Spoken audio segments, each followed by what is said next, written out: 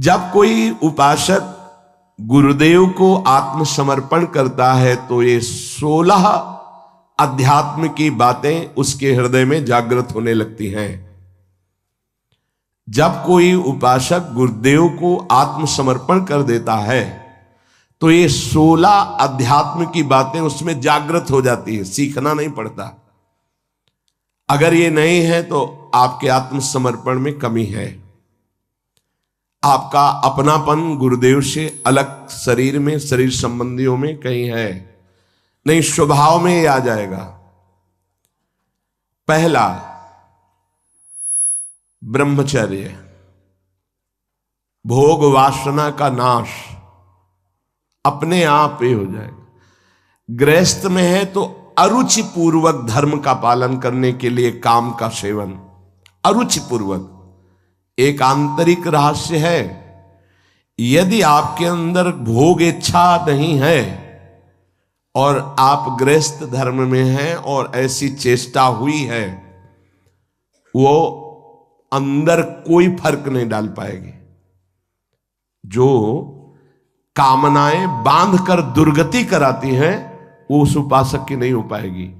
जो गुरु चरणारविंद में आत्मसमर्पण किए हुए है, ये बड़ा सूक्ष्म विषय अध्यात्म का है।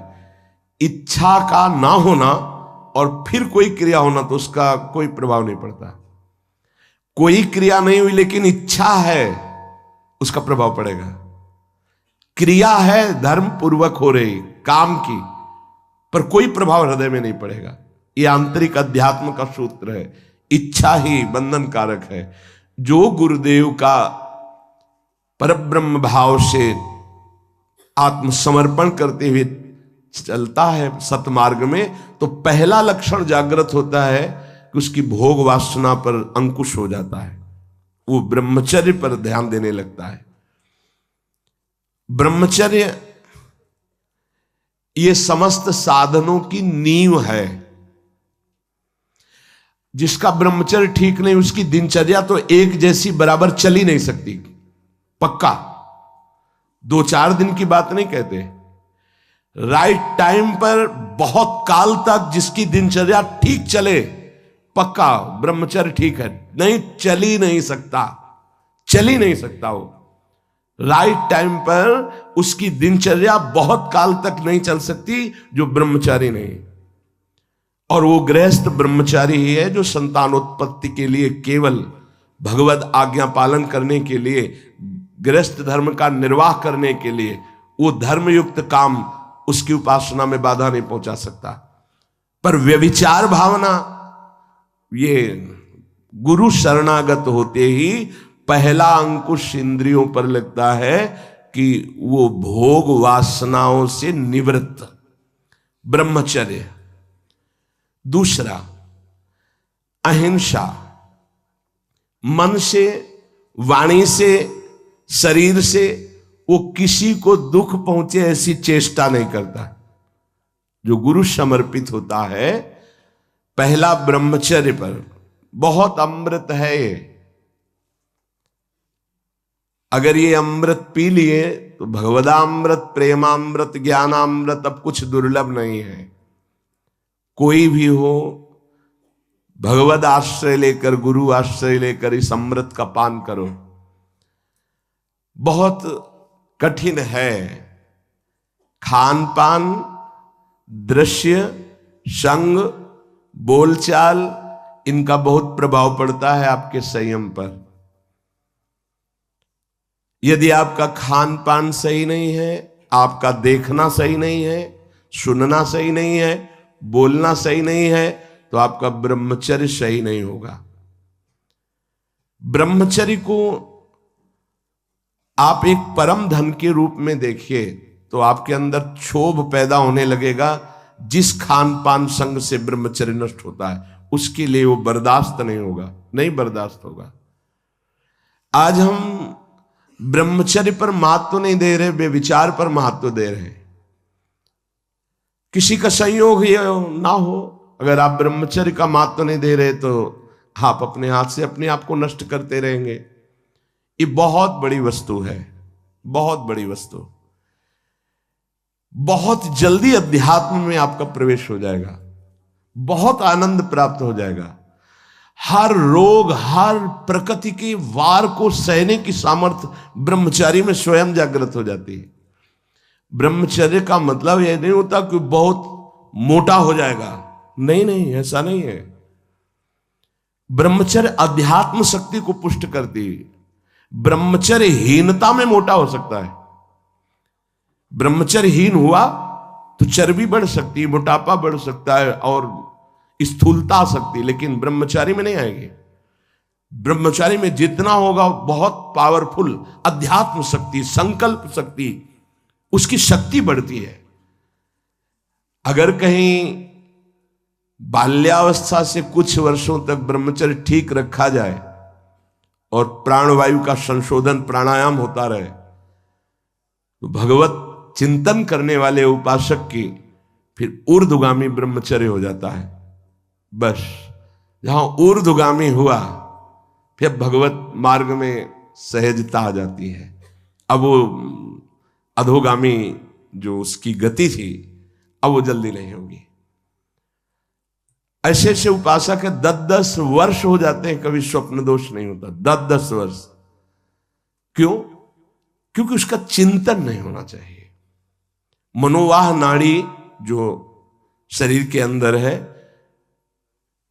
जैसे दूध में घी समाया हुआ है, वो कहीं एक स्थान पे नहीं है, ऐसे पूरे शरीर में समाया हुआ है। वो जैसे दूध को हम औटाकर गर्म करके दही बना के फिर उससे मक्खन निकालते, फिर घी निकलता है, ऐसे एक नाड़ी है मनोवाह, उसमें इतनी चिंतन से गर्मी पैदा होती कि तत्काल पूरे रक्त से वो उसको घसीट लेती है और मनोवाह नाड़ी फिर उसे बाहर कर देती है।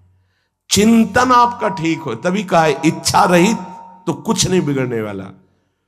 संत सदगुरुदेव का आश्रय लेने पर सबसे पहला कदम ब्रह्मचर्य पर होता है।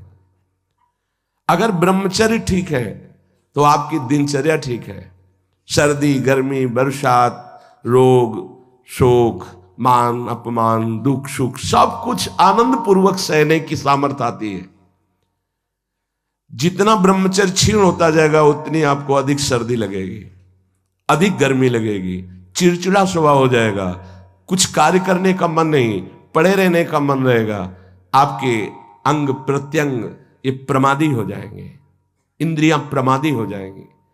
ब्रह्मचर्य में एक अलौकिक तेज रहता है। हर इंद्रिय, चेष्टायु, हर क्रिया जो भागवतिक व्यवहारिक, उसमें एक नवीन उत्साह बना रहता है। इसलिए परमार्थ के व्यवहार के जो भी कार्य करने हमें जो पावर चाहिए वो ब्रह्मचर्य से।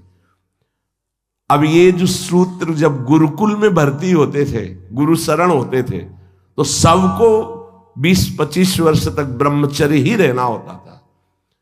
अब ये आज का जो आधुनिक पढ़ाई, इसमें ब्रह्मचर्य का कोई महत्व ही नहीं है। ये तो भगवान की कृपा से कुछ संत महात्माओं के ऐसे वचन, तो उनसे पता चलता है कि ब्रह्मचर्य भी कोई है, नहीं तो किसी को पता ही नहीं कि ब्रह्मचर्य किसे कहते हैं। बस मनमानी आचरण करना, नए नए बच्चों में संस्कार ऐसे बिगड़ गए, वो जानते ही नहीं कि मैं क्या खिलवाड़ कर रहा हूं अपने जीवन के साथ। गुरु के पास आत्मसमर्पण करने से पहला लक्षण जागृत होता है ब्रह्मचर्य। दूसरा अहिंसा, किसी को भी मन वचन शरीर से हमें दुख नहीं देना, अपमान नहीं करना, मन से भी हमें किसी का मंगल नहीं सोचना।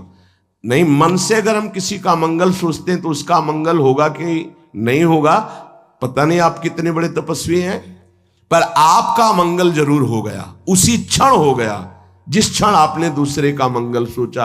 यह हमने संत महापुरुषों से सुना है। मन के द्वारा जब किसी का मंगल सोचा जाता है कि इसका ऐसे दुख पहुंचे, ऐसे इसका नाश हो, होगा कि नहीं उसका वो तो भगवान जाने, लेकिन तुम्हारा अभी हो गया, तुम्हारा पतन हो गया, तुम्हारा मन मलिन हो गया। कितना साधन करने पर वो पवित्र होगा। तीसरा, जब हम गुरुदेव के सानिध्य में रहते हैं तो सुख और दुख दोनों को समान भाव से सहने की सामर्थ्य प्राप्त होती है। जो गुरुदेव का कृपा पात्र होता है वो सुख दुख में समान भाव रखता है।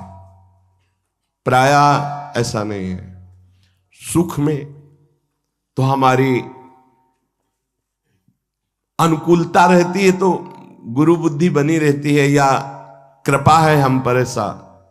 लेकिन जब दुख आता है तब गुरुदेव की कृपा है, प्रभु की कृपा है, और हम आनंद पूर्वक उस दुख को सहें। ऐसी क्षमता केवल गुरु को आत्मसमर्पण करने वाले पर ही अवतरित होती है। ये क्षमता उतरती है, ये सामर्थ्य है अंदर, दुख सुख को सहने की सामर्थ्य।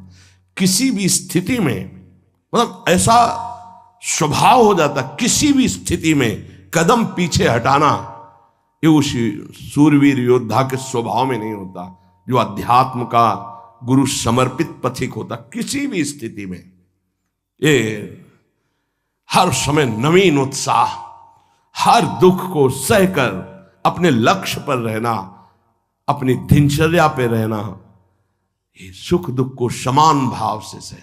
सुख में तो सब जय जय बोल रहे हैं, जब दुख में जय बोले और सुख दुख समान स्थिति, जैसी दिनचर्या तुम्हारी सुखद वैसी दुख परिस्थिति में भी वैसी ही दिनचर्या, जैसा तुम्हारा भाव अनुकूल सुख में गुरुदेव के प्रति, वैसी दुख परिस्थिति में प्रतिकूलता में भी वैसा ही भाव ये गुरु कृपा से प्राप्त होता है। चौथा, जो गुरु शरणागत होता है उसको सर्वत्र भगवत दर्शन का भाव जागृत होता है। मेरे आराध्य देव, जैसे आचार्य चरण कह रहे हैं, सर्वान वस्तु तया निरीक्ष परम स्वाराध्य बुद्धिर्मम, मेरे आराध्य देव सबके हृदय में है। पांचवा, अब इस संसार में मुझे कुछ प्राप्त करना नहीं, मुझे केवल भगवान की प्राप्ति करनी है। ये गुरु कृपा से आता है। गुरु कृपा पात्र के हृदय में भगवत प्राप्ति का लक्ष्य दृढ़ हो जाता है। भगवान कैवल्य वस्तु है, परम तत्व है, अब तो भगवत प्राप्ति करनी है। जो गुरु शरणागत है उसमें पांचवा लक्षण जागृत होता है, अब तो भगवत प्राप्ति करनी है। पक्का इस जन्म में मुझे भगवत प्राप्ति करनी है। ऐसी ज्ञान की वृत्ति जागृत होती है कि वो कैवल्य परम पद का अधिकारी हो जाता है, गुरु कृपा पात्र। छठवां, सदैव अकेला रहने का स्वभाव होने लगता है उसका, गुरु कृपा पात्र का। कोई पास नहीं हो, अगर पास भी है तो कोई मित्रता नहीं, कोई शत्रुता नहीं, न किसी भी तरह का लगाव है, न किसी भी तरह का द्वेष भाव है, शून्य। एक भी मित्र नहीं होना चाहिए संसार में। शत्रु की तो बात क्या है, एक भी मित्र नहीं होना चाहिए। सब में भगवत भाव, भगवत भाव से सब में। अपना परिचय नहीं होना चाहिए, अपना कोई दोस्त नहीं होना चाहिए। दुश्मन की तो बात ही क्या है, अजात शत्रु, दुश्मन का तो सवाल ही नहीं उठता, पर दोस्त भी नहीं होना चाहिए। अकेला चलना सीखे, अपनी कुटिया में या जहां भी रह रहे हो। जैसे पीछे भी 5-5, 7-7 संत भगवान के बीच में आसन लगाने को मिलता, अब कोई कमरा थोड़ी अकेले मिला है कभी। तो कभी हम पास वाले संत को जानते नहीं कि कहाँ के हैं क्या है, और कभी कोई पूछने की चेष्टा की तो उनसे कहें कि आप अध्यात्म के विषय में पूछ सकते हैं, आप व्यवहार के विषय में नहीं पूछ सकते। तो तुम्हारा बात करने का स्वभाव नहीं है क्या? नहीं। हमें पूछा गया था एक आश्रम में कि आप बोल लेते हैं कुछ, मतलब बोलना आता है आपको कि नहीं? ऐसे रहे हैं तो उसमें लगता था कि इनकी मतलब जबान है कि नहीं है। उन्होंने पूछा आप बोलना जानते हैं कि नहीं जानते? कई महीने के बाद कहा जी बोल लेते हैं, पर क्या बोले? किसी से कोई मित्रता नहीं। वृंदावन में इतने रहे, किसी से मित्रता नहीं, किसी से शत्रुता नहीं। जैसे वो जंगल में एकांत रहता है ऐसे समाज में एकांत रहता है। गुरु कृपा पात्र ये स्वभाव में लाइए असंगता। एकस चरण रहस्चित्त मनंतई से एक दृष्टि हो जाती है। लाखों चेहरों को देखने के बाद भी एक भी इस कैमरे में छवि नहीं आएगी एक भी। अगर एकांत में बैठने पर किसी की याद आ रही तो तुम्हारा साधन बाधित हो रहा है। कैमरा खुला क्यों रखा? जैसे कैमरा खुला है, ऑफ कर दो इसे तो लोगों की नजर में आएगा कि कैमरा लगा है लेकिन ऑफ है। ऐसे होता है कैमरा ऑफ। अंदर से एकमात्र अपने लक्ष्य में, और लाखों लोगों को देख लिया, एक भी छवि नहीं आई। चाहे वो जंगल में रहे या एकांत, वो असंग रहता है। गुरु कृपा पात्र, मृदु व्यवहार, किसी से मित्रता नहीं, किसी से शत्रुता नहीं। ये देख लो, अगर इसी जन्म में भगवदानंद का अनुभव करना है तो बहुत जरूरी ये सूत्र है जो पूज्य बाबा कह रहे हैं। 7वां, अपरिग्रह। उसका संचय करने का स्वभाव नहीं, संचय करने के स्वभाव से वो रहित हो जाता है। जब जो आवश्यकता होगी प्रभु दे देंगे, संचय क्या करना है। और आप दें या ना दें हमारी चिंता नहीं। वो कह रहे योगक्षेमम वहाम्यहम्, वो खुद देखें। हमारे जीवन का लक्ष्य उनकी आज्ञा का पालन करना। अब इस जीवन का भार उनके ऊपर है। कोई कह सकता है गृहस्थी में ऐसा कैसे? गृहस्थी में जिसने कर दिया, महान संत चरित्र लिखे हुए हैं, पढ़ के देख लो। बेटी के यहां भात भरने जा रहे हैं तो ठाकुर जी भर रहे हैं। बेटे का ब्याह है तो ठाकुर जी चल रहे हैं साफा बांधे, कोई जान नहीं पा रहा कि ठाकुर जी है। भार आपको, हमारा कर्तव्य आपका चिंतन और आपकी आज्ञा का पालन। आप सब देखें, बहुत अच्छे से संभाल लेते हैं, अखिल कोटि ब्रह्मांड नायक है। और विरक्त को एकदम आकाश छोड़ती। ये बहुत अमृतमयी वृत्ति है, माधुकरी वृत्ति से भी श्रेष्ठ आकाश वृत्ति। आप जो हमारे सामने भेजेंगे वही पाएंगे, अन्यथा नहीं। ऐसे भी नहीं। एक है माधुकरी वृत्ति और एक ये है आकाश वृत्ति, मतलब भगवत विधान से आएगा जो आएगा। जैसे अपने लोग सब हैं आकाश वृत्ति में है, अब प्रभु की इच्छा से है तो आज वो ऐसा पवा दे रहे हैं, उनकी इच्छा है आज ऐसा। और जब उनकी इच्छा ना हो तो सब बैठ करके चरणामृत लेके राधा नाम कीर्तन करें। उन्हीं की व्यवस्था से है, किसी से किसी का यहाँ ऐसा नहीं है कि अमुक के द्वारा नहीं। हमारे प्रियालाल से प्रेरित होकर कोई जैसे तो चल रहा है, हमारा किसी व्यक्ति से नहीं चल रहा, प्रियालाल से चल रहा है। तो प्रियालाल जब जहां से जैसे आते हैं, जिस रूप में जो देते हैं उसी से व्यवस्था। आकाश वृत्ति तब मानी जाएगी आकाश वृत्ति जब किसी को संकेत भी न किया जाए कि ऐसा, थोड़ा संकेत भी नहीं। और इस बात के लिए बहुत कड़ाई से यहां है कि अगर कभी किसी को कोई संकेत करते मिल जाए तो ये समझ लेना कि वो हमारे सिद्धांत के विपरीत अपराध कर रहा है, और वो जरूर हमें सूचना दी जाए। संकेत भी नहीं कि आज आप संतों को भोजन करा दीजिए, संकेत भी नहीं। हाँ, कोई प्रार्थना करता है, ठीक भाई, आप जो दे देते हैं उसी से हम संतों को पवा देते हैं। अगर 1 रुपया आता है तो 1 रुपये में भी भंडारा हो जाएगा। 1 रुपये का नमक ले आओ, दाल में डाल दो, सब संतों को पवाने हो जाएगा।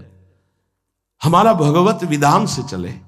आकाश वृत्ति बहुत अमृतमयी वृत्ति होती है, और बड़ी निश्चिंतता होती है इसमें, और बड़ी क्षमता होती है इसमें।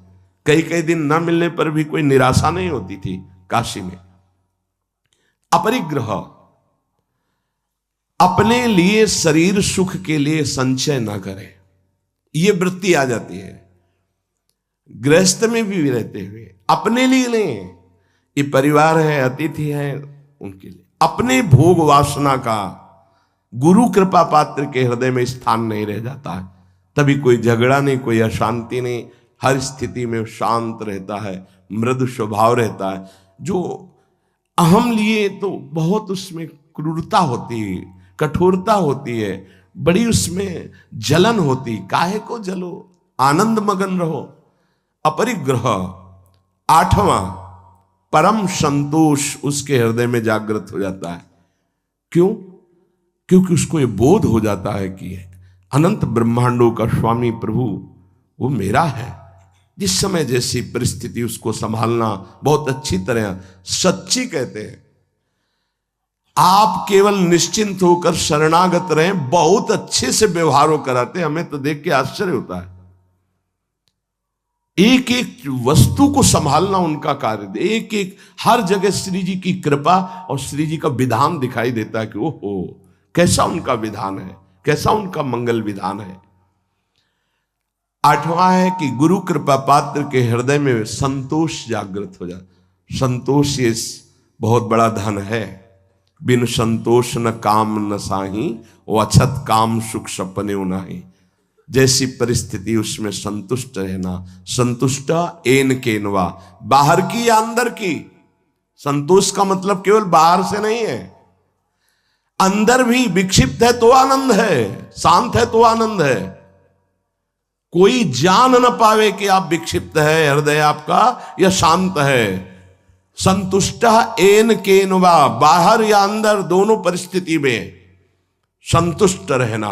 जैसी प्रभु की द्वारा इस समय दी स्थिति है, जल रहा है शांत, किसी से कहो मत, आनंदित है फूलो मत, चुप शांत गंभीर, संतोष अंदर और बाहर दोनों जगह। नवा नंबर है भगवान और संतों के वाक्यों में पूर्ण श्रद्धा। जैसे श्रीमद् भगवत गीता जी, भागवत जी या भगवत प्रेमी महात्माओं के वचन, तो उसमें कोई कुतर्क नहीं। गुरु कृपा पात्र ज्यों का त्यों उस विश्वास पूर्वक उसे स्वीकार करता है। जैसा बोला गया वैसा ही, उसमें अपनी बात लगाना नहीं।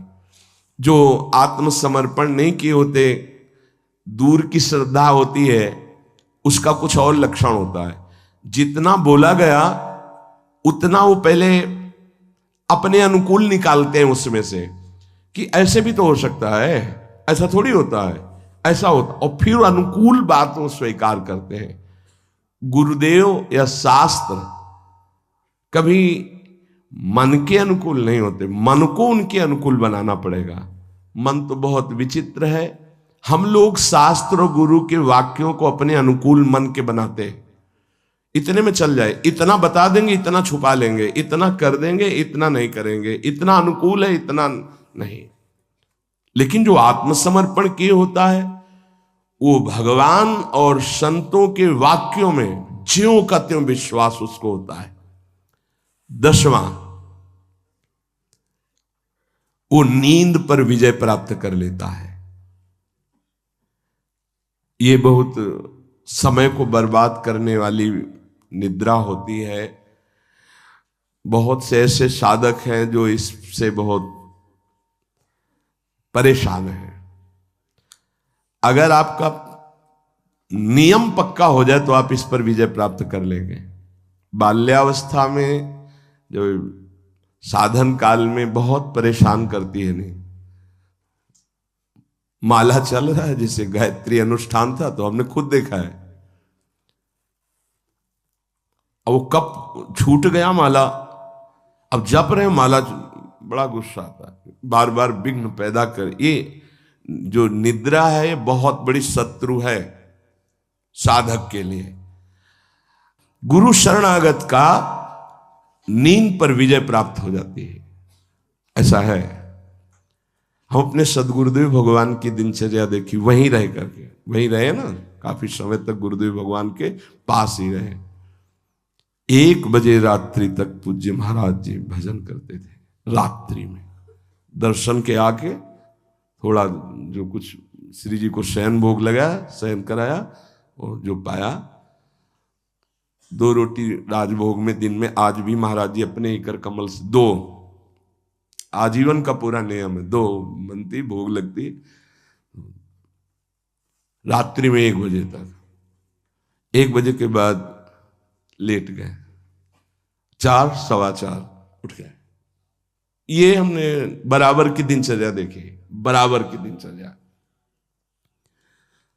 अपनी दिनचर्या को इतना सीमित नींद में लाओ कि कम समय नींद में जाए। जो बहुत गृहस्थी की मेहनत करते हैं तो उनको 6 घंटा सोना ठीक है, लेकिन साधकों को 6 घंटा सोना ठीक नहीं है। आप लोग देखो कितना सोते हैं। कितने ऐसे साधक हैं जिनको हम मन से प्रणाम करते हैं। देखो बन के तैयार हो गया है, पूरी रात साधक, नौजवान साधक है।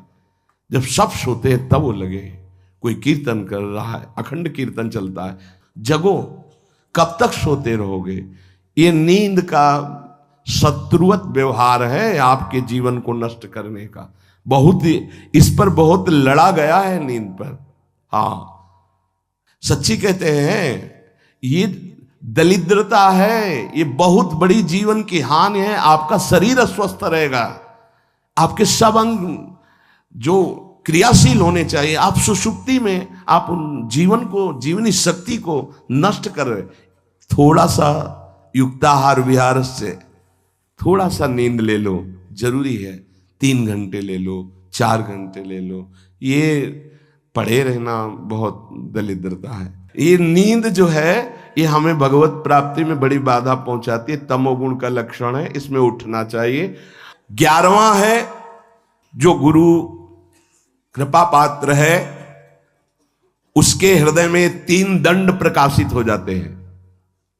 3 दंड, मनोदंड, वागदंड और कर्मदंड, ये प्रकाशित हो जाते हैं। मनोदंड, उसकी ताकत नहीं मन की कि कुछ विपरीत सोचवा सके। वागदंड, वाणी की ताकत नहीं कि कुछ बुलवा सके गलत। और कर्मदंड, शरीर की ताकत नहीं कि कुछ गलत करवा सके। ये 3 दंड उसके अंदर प्रकट हो जाते हैं। और आप प्राय देखते हैं काशी के संन्यास मार्ग में जो दंड दिया जाता है उन्हें त्रिदंडी स्वामी कहा जाता है। एकादश स्कंद में भागवत में लिखा है यही। मन का निसंकल्प होना दंड, वाणी का मौन होना दंड, और कर्म का न्यास कर देना, त्याग कर देना।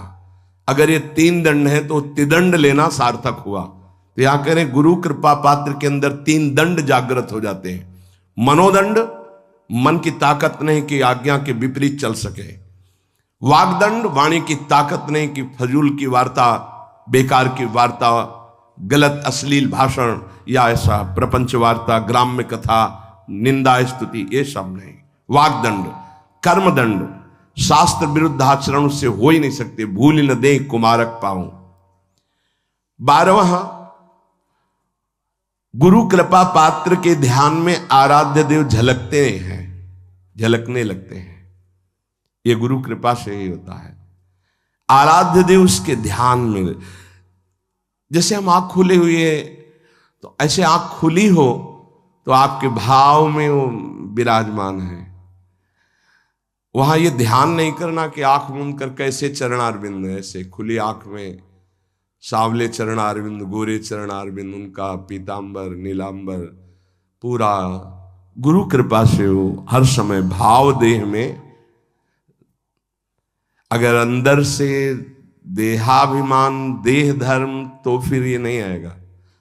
और जब अंदर से अपने भाव में, तो भावोत्सवेन भजताम रस काम धेनुम, चाहे आँख खुली हो, चाहे बंद हो, चाहे बहिर्मुख हो, चाहे अंतर्मुख हो, उसमें कोई फर्क नहीं पड़ता। गुरु कृपा पात्र में प्रभु का, आराध्य देव का, उनका ध्यान बसर वही रूप छके घूमत रहे, तन को तनिक न भान। हर समय रूप विराजमान हो जाता है गुरु कृपा पात्र में। 13वां, प्रभु की चर्चा सुनने में, प्रभु का नाम कीर्तन सुनने में उसकी आसक्ति हो जाती है। भगवत चर्चा सुनने में, भगवान भागते हुए हमने देखा बूढ़े बूढ़े जनों को। ये वृंदावन धाम है, भागते हुए कि हम 1 मिनट अगर लेट हो गए, एक शब्द भी छूट गया तो हमारा आज का दिन हम अमंगल मानेंगे कि एक शब्द छूट गया। सत्संग में क्या सुना वो पकड़ नहीं होती। पकड़ो, सत्संग को पकड़ो। जो गुरु कृपा पात्र होता है उसकी श्रवणेन्द्री आसक्ति पूर्वक चर्चा सुनती है, सत्संग की, भगवत चर्चा, नाम कीर्तन। और 14, स्त्री, पुत्र, घर, संपत्ति, इन सब से उसका राग खत्म हो जाता है गुरु कृपा पात्र का। नरसिंह मेहता जी का जब पुत्र पधारा तो करताल लेकर नाच रहे हैं, श्रीवास जी के घर में जब पुत्र पधारा तो कीर्तन में उन्मत्त हो रहे, क्योंकि मेरा नहीं प्रभु कहा था, इतने दिनों के लिए आया था, अब वो चला गया। उसका राग नहीं रहता। गुरु कृपा पात्र का स्त्री पुत्र ग्रह एवं संपत्ति पे राग नहीं रहता। तो जो विरक्त है उनका राग न शरीर में होना चाहिए और न किसी वस्तु स्थान पे होना चाहिए। सच्ची माने कहीं किंचन मात्र अपनापन नहीं होना चाहिए। बस श्री जी का इधर, श्री जी का इधर, कहीं भी अपनापन नहीं होना चाहिए। जहां अपनापन होगा वहीं आ जाओगे। अपनापन केवल लाडली लाल से हो और जैसे वो रखे उनका विधान। अपनापन अंदर वाला कहीं नहीं होना चाहिए। ये गुरु कृपा पात्र में ये अपनापन सुरक्षित आराध्य देव में लगता है। इसीलिए स्त्री पुत्र ग्रह संपत्ति मकान इनमें उनकी आसक्ति नहीं होती जो गुरु कृपा पात्र जन होते हैं। 15वां, भक्तों से कैसे प्रेम किया जाता है ये भाव आ जाता है। भक्तों से कैसे प्रेम किया जाता है? भगवान से भी बढ़कर जिनके अंदर भक्तों के प्रति भाव आ गया, धन्याति धन्य हो गए। भगवान स्वयं कह रहे मोते अधिक संत कर ले। ओहो, आज तो मेरे भगवान के पार्षद प्रेमी जनों के दर्शन, अहो वास्तविक आनंद की प्राप्ति होती है। जब भगवत अनुरागी संतों का सानिध्य मिलता है तो दिन भर एक फूलन होती है। जिस दिन एकांतिक में कोई संत नहीं आता उस दिन हमारा मन निराश हो जाता है।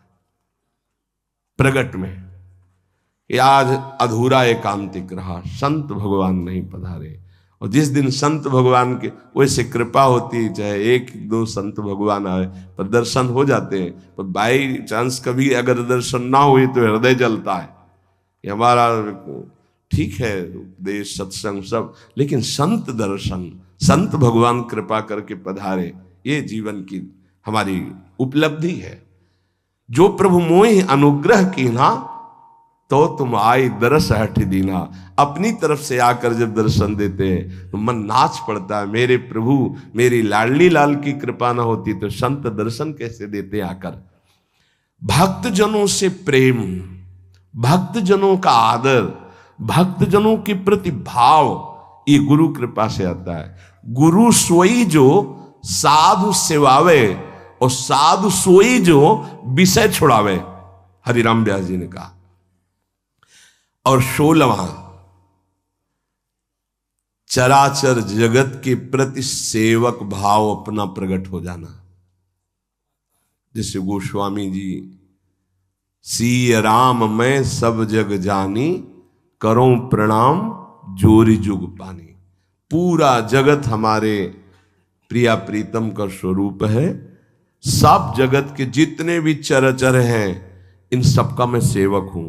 ये आखिरी गुरु कृपा पात्र में लक्षण प्रकट होता है, चराचर जगत का सेवक। ये बहुत बड़ी बात है। चराचर जगत का सेवक सिर्फ श्री भगवान ही होते हैं, या श्री भगवत भाव को प्राप्त हुआ वो महापुरुष होता है। सो अनन्य गति जाके असमति न टरे हनुमंत, मैं सेवक सचराचर रूप स्वामी भगवंत। ये बहुत अंतिम विश्राम स्थिति, चराचर जगत मेरे आराध्य का रूप है और मैं सबका सेवक हूं। ये गुरु कृपा पात्र में आता है। नहीं तो सबका स्वामी बनने में सुख मन को है, सेवक बनने में नहीं है। और वास्तविक परमानंद की बाढ़ सेवक बनने में ही आएगी। पर सेवक वही है जो सुख की चाह छोड़ दे। सेवक सुख चाह मान भिखारी, व्यसनी धन शुभ गति व्यभिचारी। सेवक तो स्वामी को सुख पहुंचाने में ही आनंदित रहता है, उसको सुख वांछा होती नहीं, वही सेवक है। पूज्य श्री उड़िया बाबा जी महाराज चलते फिरते ब्रह्म साक्षात। तो ये 16 बातें अपने जीवन में साधक को उतारनी। पहला, गुरु कृपा पात्र के हृदय में ब्रह्मचर्य का संयम प्रकट होता है, साधन ब्रह्मचर्य। दूसरा, अहिंसा, किसी को मन वचन कर्म से दुख ना पहुंचाना। तीसरा, सुख दुख में समान भाव। चौथा, भगवत प्राप्ति की प्रबल लालसा। पांचवा, एकमात्र मेरे आराध्य देव सबके हृदय में बैठे हैं। छठवां, चाहे जंगल में हो या सभा में असंग रहे, एकांत भाव अंदर रखे, सब में भगवत भाव, ना किसी से मित्रता ना किसी से शत्रुता। सातवां, अपरिग्रह, अपने लिए कुछ ना चाहे ना संग्रह करे। हमारा जीवन प्रभु के हवाले है, गुरुदेव के हवाले है। आठवां, संतोष रूपी परम धन उस उपासक के हृदय में जागृत हो जाता है। नवां, भगवान और संतों के वचनों में दृढ़ विश्वास हो जाता है। दसवां, वो निद्रा का त्यागी होता है। 11वां, मनोदंड, वागदंड, कर्मदंड, ये 3 दंड उसके हृदय में प्रकाशित हो जाते हैं, सामर्थ्य है ये। 12वां, अपने आराध्य देव का ध्यान हर समय गुरु कृपा से उसके भाव में बना रहता है। 13वां, वो भगवान की चर्चा और नाम कीर्तन सुनने में बहुत आसक्ति रखता है। ये हनुमान जी के लिए आया है। जहां कोई नाम कीर्तन करने लगे, जहां कथा होने लगे, तो महाराज वहां आंसू प्रवाह करते हुए बैठे रहते हैं। यत्र यत्र रघुनाथ कीर्तनम तत्र तत्र कृतमस्त कांजिलम वाष्पवारि परिपूर्ण लोचनम मारुतिम नमत राक्षसांतकम। हनुमान जी महाराज आंसू बहाते हुए कथा सुनते हैं, नाम कीर्तन सुनते हैं। भक्त में ये आसक्ति होती, जहां कहीं भगवत चर्चा, जहां कहीं नाम कीर्तन, पूरी एकाग्रता से श्रवणेन्द्रिय से सुनना। 14, स्त्री पुत्र गृह संपत्ति मकान आदि की आसक्ति का त्याग गुरु कृपा से। 15वां, भगवत प्रेमी भक्तों से कैसे हमारा व्यवहार होना चाहिए। 16वां, संपूर्ण चराचर जगत का मैं सेवक हूं और मेरे सब स्वामी हैं। इतनी दैन्यता, संपूर्ण चराचर जगत हमारा स्वामी है और हम सेवक हैं। यह 16 लक्षण शरणागत के हृदय में जागृत हो जाते हैं। अपने को बार बार इनका चिंतन करके अपने में जागृत करना है। जब ये लक्षण अंदर आ जाएंगे तो पूर्ण परमार्थी हो गया और वस्तु हृदय में है, आनंद की बाढ़ हृदय में है। ये सब लाने के लिए एक बात पकड़ लो, मन लगे ना लगे, श्रद्धा हो या ना हो, नाम जप करते रहो, ये सब आ जाएंगे। राधा राधा राधा राधा निरंतर नाम जप करो तो जितने भागवतिक सद्गुण बताए गए हैं इस सब हृदय में अपने आप जागृत हो जाएंगे। श्री राधा वल्लभ लाल की।